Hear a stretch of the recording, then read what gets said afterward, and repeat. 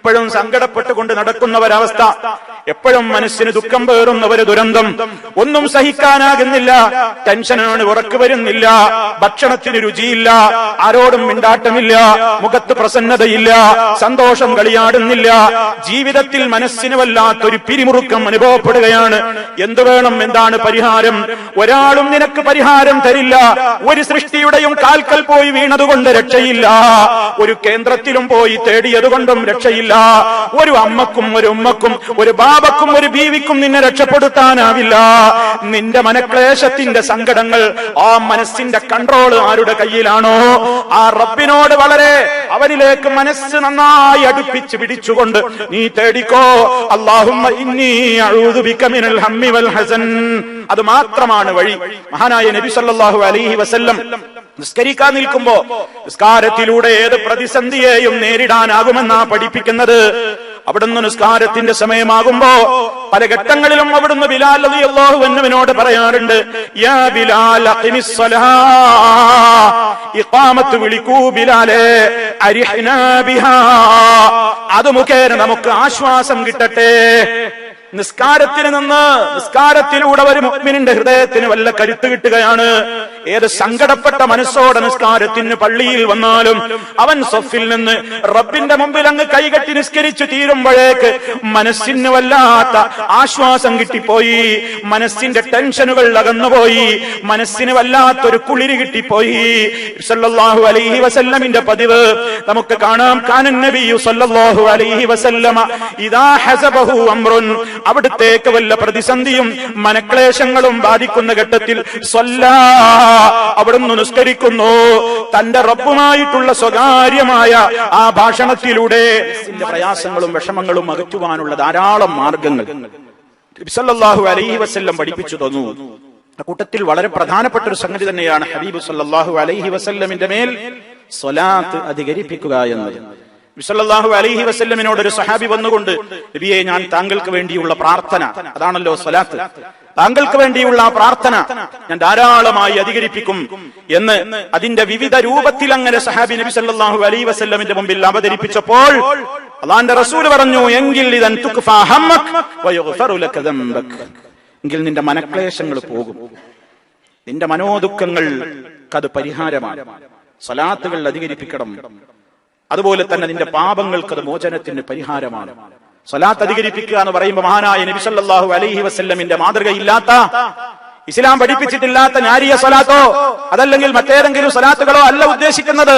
അവിടുന്ന് പഠിപ്പിച്ചു തന്നിട്ടുള്ള ആശയങ്ങൾക്ക് ഒരിക്കലും ഭംഗം വരാത്ത കൃത്യമായ തൗഹീദിൽ അധിഷ്ഠിതമായ നിലക്ക് അവിടുന്ന് പഠിപ്പിച്ച ആ രൂപത്തിൽ കൃത്യമായി ആര് നിർവഹിക്കുന്നുവോ അവന് പരിഹാരമാണ്. സഹോദരങ്ങളെ, നമ്മളിപ്പോൾ നിലകൊള്ളുന്ന ഈ ദിനം പ്രത്യേകം ഈ സ്വലാത്തിന് പുണ്യമുള്ള ദിവസമാണ്. എല്ലാ ദിവസങ്ങളിലും ഉള്ളതിനേക്കാൾ പ്രാധാന്യം വെള്ളിയാഴ്ച ദിവസത്തിൽ സ്വലാത്തുകൾ അധികരിപ്പിക്കുന്നതിനുണ്ടെന്ന് ഹബീബ് സല്ലല്ലാഹു അലൈഹി വസല്ലമ നമുക്ക് പഠിപ്പിച്ചു തന്നിരിക്കുകയാണ്. അത് നമ്മൾ പ്രത്യേകം ശ്രദ്ധിക്കണം. അത് നമ്മുടെ മനസ്സിന്റെ വിഷമങ്ങൾ അകലാനുള്ള ഒരു പരിഹാരമാണ്. മറ്റൊരു പരിഹാരം സഹോദരങ്ങളെ, മനസ്സിനെ പഠിപ്പിക്കണമെന്ന് അള്ളാഹ് എനിക്ക് നൽകിയതൊക്കെ തന്നെ എനിക്ക് മതിയായതാണ്. മനസ്സിന്റെ ടെൻഷൻ അകലാനുള്ള ഒരു പരിഹാരം അതാണ്. എന്റെ റബ്ബ് എനിക്ക് നൽകിയതിൽ എനിക്ക് സംതൃപ്തനാണ് ഞാൻ.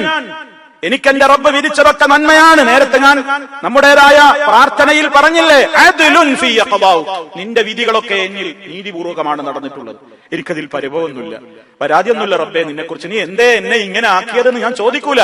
കാരണം നീ എന്നെ കുറിച്ച് എന്ത് വിധിച്ചിട്ടുണ്ടോ അത് എനിക്ക് ഇപ്പൊ തോന്നുന്നു എനിക്കത് ബുദ്ധിമുട്ടാണെന്ന്. പക്ഷേ എന്റെ ഭാവി അറിയാവുന്ന നീയല്ലേ വിധിച്ചത്, അതുകൊണ്ട് എനിക്ക് നല്ലതേ നീ വിധിക്കൂ എന്ന് എനിക്ക് ഉറപ്പാണ്.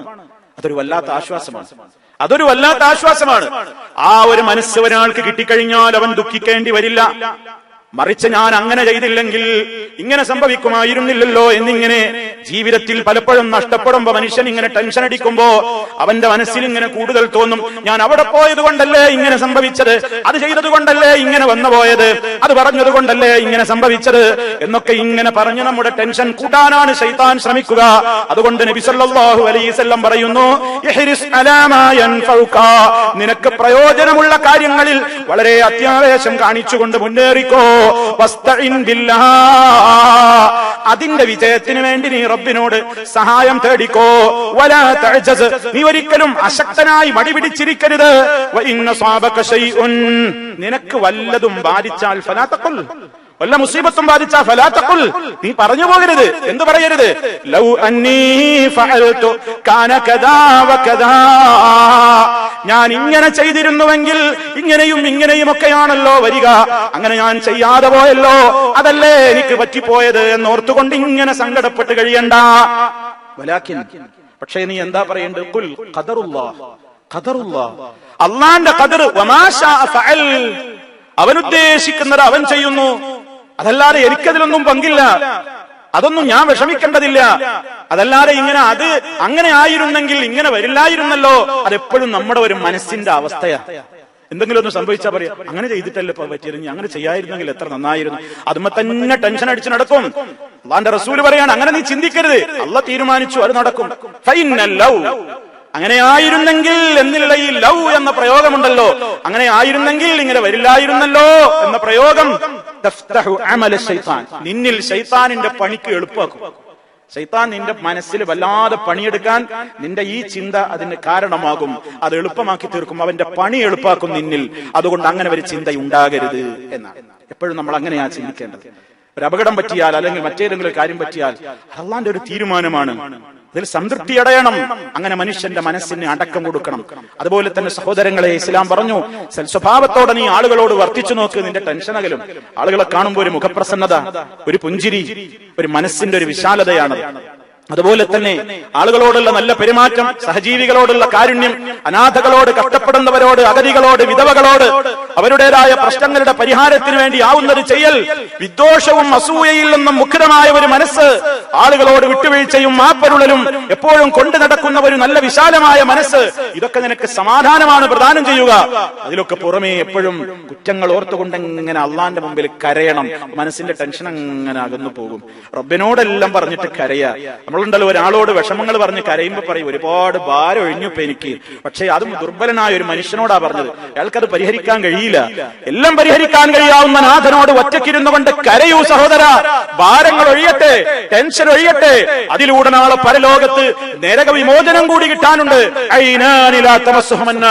രണ്ട് തരം കണ്ണുകൾ, ആ കണ്ണുകളെ നരകത്തിൽ സ്പർശിക്കുന്നതല്ല.